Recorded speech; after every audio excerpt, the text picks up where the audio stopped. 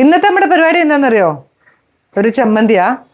ഇന്ന് നമ്മുടെ ഗസ്റ്റിനുള്ള ബിരിയാണിക്കുള്ള ചമ്മന്തി. നമ്മൾ മുളക് അച്ചാറിട്ടു, അതിൻ്റെ ഒപ്പം തന്നെ ഒരു ചമ്മന്തി കൂടെ ഉണ്ട്, പിന്നെ ഒരു സാലഡും കൂടെ ഉണ്ട്. അപ്പോൾ 2 മണിക്ക് ചെക്ക് ഇൻ ചെയ്തിട്ട് 11 മണിക്ക് ചെക്കൗട്ടാണ്. പക്ഷേ ഇന്നത്തെ ഗസ്റ്റിന് ഇന്ന് ഫുൾ ഡേ അവിടെ നിൽക്കണം, വൈകുന്നേരം അവർ പോകുന്നുള്ളൂ എന്ന് പറഞ്ഞു. ഓക്കെ, അപ്പോൾ അവർക്ക് ഫുഡ് വേണം, ബിരിയാണി തന്നെ വേണം. ചിക്കൻ ബിരിയാണിയൊക്കെ റെഡി ആയിക്കൊണ്ടിരിക്കുന്നു.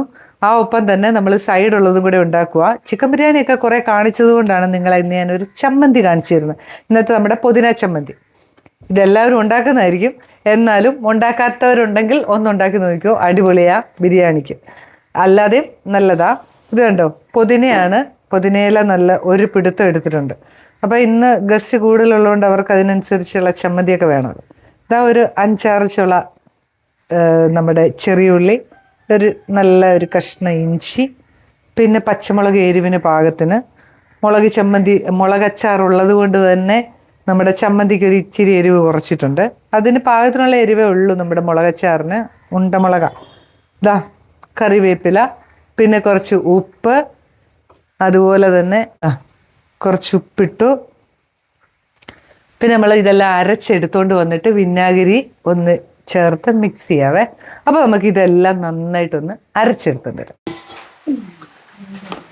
ചമ്മന്തിയൊക്കെ അരച്ചു കൊണ്ടുവന്നിട്ടുണ്ട്. ഇനി നമ്മൾ ചേർക്കുന്നത് വിനാഗിരിയാണ് കേട്ടോ. കുറച്ച് വിനാഗിരി, പുളി നോക്കിയതിന് ശേഷം. വിനാഗിരി ഇഷ്ടമില്ലാത്തവരില്ലേ, മറ്റേ ചെറുനാരങ്ങ നീരൊഴിച്ചാൽ മതി കേട്ടോ.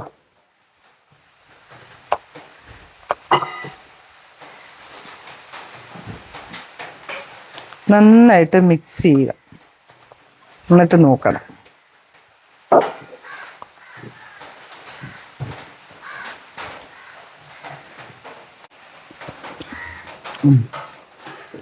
എല്ലാം ഉണ്ട്.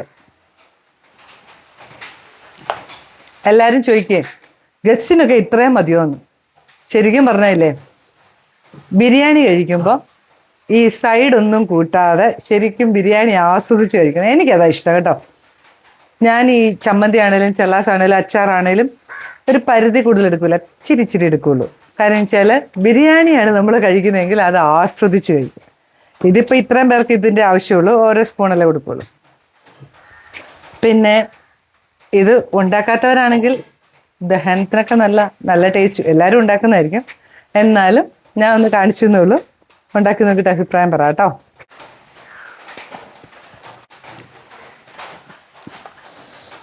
എല്ലാവരും ഉണ്ടാക്കി നോക്കൂ കേട്ടോ. അപ്പം നമ്മുടെ ഒരു അടിപൊളി പുതിന ചമ്മന്തി ഇവിടെ റെഡി ആയിട്ടുണ്ട് കേട്ടോ.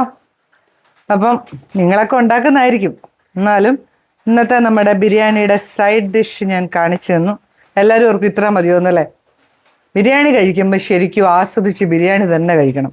ചമ്മന്തി ആണെങ്കിലും ചെല്ലാസ് ആണെങ്കിലും അച്ചാറാണെങ്കിലും ഇച്ചിരി വേണമെങ്കിൽ ഒരു ടേസ്റ്റിന് തൊട്ട് കൂട്ടാനേ എടുക്കാവുള്ളൂ, എന്നാലേ ബിരിയാണി ആസ്വദിച്ച് കഴിക്കാൻ പറ്റുള്ളൂ. അപ്പം ഇത് ധാരാളം മതി. ഇപ്പം എല്ലാവർക്കും ഇച്ചിരിയല്ലേ കൊടുക്കുകയുള്ളൂ പുതിന ചമ്മന്തി. അപ്പം